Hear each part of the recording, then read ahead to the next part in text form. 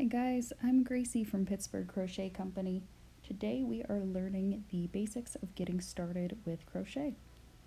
So first up we are going to learn how to make a slip knot. I'll show you that here. The slip knot is how you get started with any crochet project. You can adjust the size there. I'll pull it right out and show you again. So the tail of your yarn is going over your fingers like that. You're holding the working end. Go ahead and loop it around, and then bring a little loop up through that hole you just made. Now you can go ahead and adjust it down a little bit tighter, and then you can insert your hook, and then that's how you get started.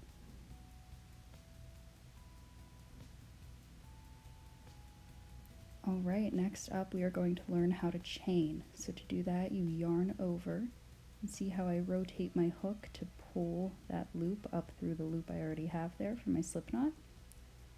So I'll show you this a few times, so just keep an eye on what I'm doing here. I recommend practicing the chain for a really long time until all of your chains are the same size, nice and even. This will let you get a feel for holding the yarn, how you like to hold your hook, and let you start to figure out tension and sizing and stuff like that. Next thing we're going to learn is the single crochet. Now for that we work into the second chain from the hook. So that's 1 and that's 2. We don't count the loop that's on the hook. So you insert your hook right there, and then you pull up a loop. So now you have 2 loops on your hook. You yarn over and you pull through both. So let's look at that again in the next stitch. Insert hook, pull up a loop, yarn over, pull through both. And I'll just go ahead and show you that stitch a few more times here.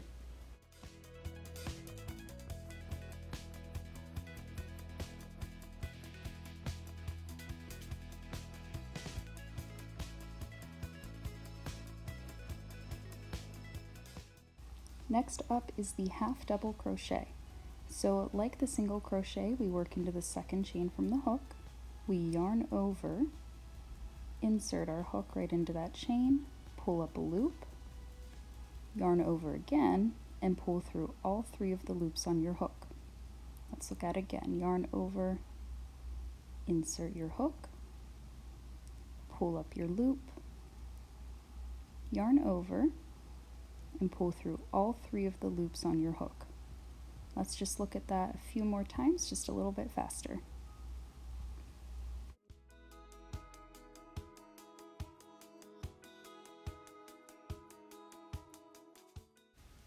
Our next stitch is the double crochet. So for this one, the vast majority of patterns will tell you to work into the 4th chain from the hook. Some of them will tell you the 3rd chain. Either way, it doesn't make much of a difference, just a longer or shorter turning chain. For the purposes of this video, we'll be going into the 4th chain. So you insert your hook, pull up a loop, yarn over, pull through 2, yarn over again, pull through the last 2. Sorry, I went a little bit out of frame there, so I'll show you this one a few more times. It's definitely a little bit trickier when you first get started. You have to remember not to go through all of the loops as you did in the half double crochet. Yarn over, insert your hook, pull up a loop, yarn over, pull through your first 2 loops, yarn over again, pull through your last 2 loops. A common mistake with this stitch is to make the loops on your hook too tight, and that makes it a lot harder to pull through, so just keep those nice and loose. Now I want to show you an alternate method of working into your foundation chain. In this video we worked into where I'm pointing here on the front side. However, if you turn it around to the back, do you see these little bumps that stick up? You can also work into those. So I'll show you how to do that with just a series of single crochets here. The benefit to doing this is if you're making something kind of flat, like a scarf or maybe a headband or something, the foundation chain will look more similar to the final row of your stitches if you use this method instead. Either way, it doesn't make a huge difference. Some people it drives them crazy, some people don't mind at all working into those front loops. It's personal preference with this. Next, I'll show you how to finish a row and make your turning chain to continue on to make more rows. So I'm showing you some half double crochets here. Let me just finish my last stitch. This method is exactly the same for single crochets. So half double crochet and single crochet, same turning chain. So you just chain one. Go ahead and turn your work like that. And then you work into the second stitch from the hook. So there's our turning chain. Remember, we don't count the one on the hook, and that's that first stitch there. So go ahead and make your stitch right into that first stitch of the row, which is the second one from the hook. And then you just continue down your row like normal. Now some patterns will tell you to chain 2 for a half double crochet and to work into the third rather than the second, but the vast majority have you chain 1 and work into the second. For single crochet, chain 1, work in the second. Now I'll show you how to do a turning chain with a double crochet. There's a couple methods, so the first one I'll show you is similar to the other 2 stitches where you just make some chains. So we'll go ahead and make 3 chains here. Some patterns will tell you to do 2. If you crochet a little tighter, you might want to do 2. If you crochet looser, try 3, see how it feels. So if you crocheted 3 chains for the turning chain here, then we work into the 4th stitch from the hook. So the 3 chains and then that first stitch of the row, that's that 4th stitch. If you chained 2 for your turning chain, you work into the 3rd chain. So just count your 2 turning chains that you made and then that first stitch, that'll be your 3rd one from the hook. So now for the second method of turning with a double crochet, see how our turning chain does not look all that similar to our actual double crochet stitch, and it sort of bows out a little bit. So somebody invented a method to stop that from happening, so I'll just pull this out here and show you. So here we are, we've finished our row, finished our last double crochet. We do not chain at all, so no chains.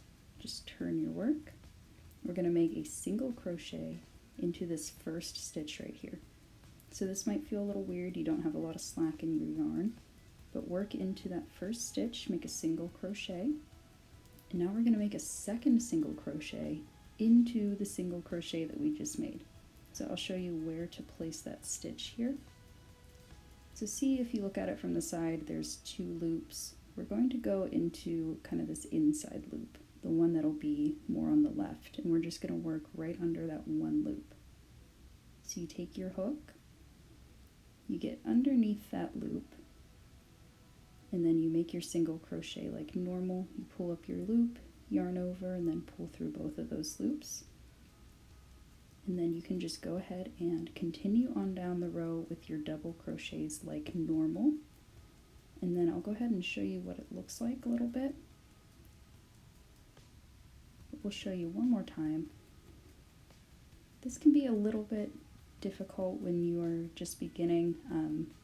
It doesn't have that same sort of back and forth like you're sort of used to when you first get started.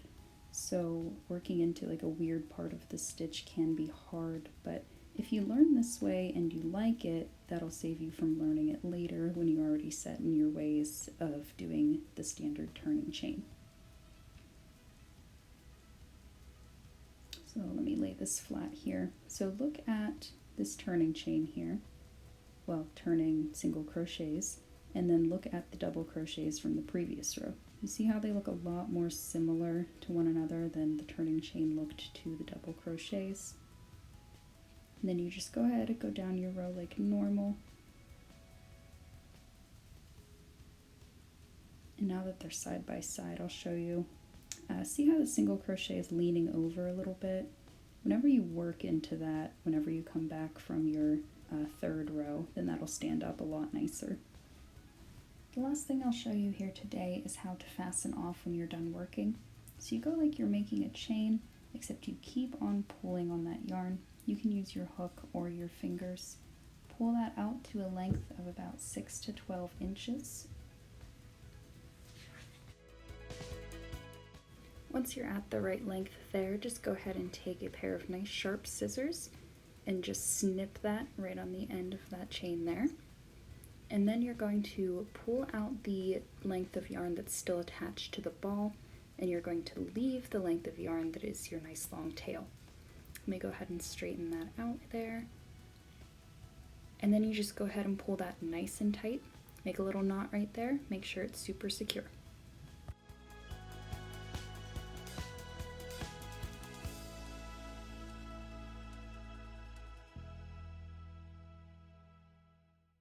Thank you everyone for following along with me on this Learn to Crochet video. If you have any questions or any suggestions for future videos, please leave a comment down below. Otherwise, if you could like and subscribe, that would be wonderful. I do have some more tutorials coming up in the next few weeks, and I'm also on Instagram, Twitter, and Facebook. My username is @PGH Crochet Co if you want to follow along with me there. That's @PGH CROCHETCO. Thank you.